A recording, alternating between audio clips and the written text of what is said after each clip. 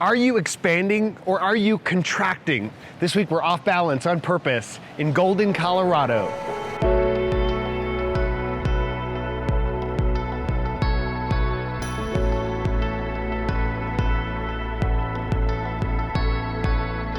Expanding or contracting? It sounds like an obvious question, but there's actually a twist if you'll hang with me. We're talking about your capacity to do and become more in life. And so expansion is absolutely critical. In order to expand your thinking, you must pursue thoughts that you don't yet understand.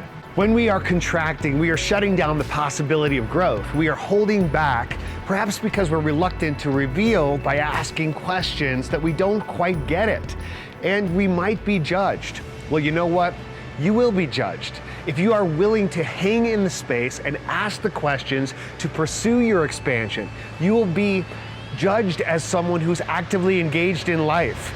You'll be judged as a learner. You will be judged positively and favorably, setting yourself apart and perhaps inspiring others to expand as well. When you expand your awareness, you'll begin to see new opportunities to improve your circumstances. You'll also see harsh realities that are impacting others. And perhaps you'll begin to see how to better connect with those around you and to improve your world, not all of it, but just the substantial part that you influence.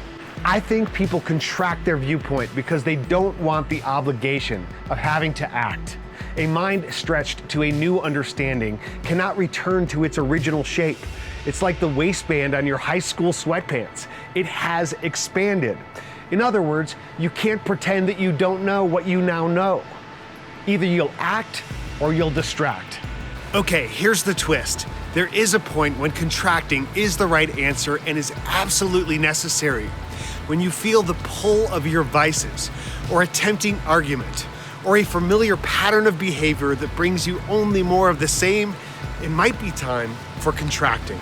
There are times when doing nothing is way better than doing what is unhelpful or automatic.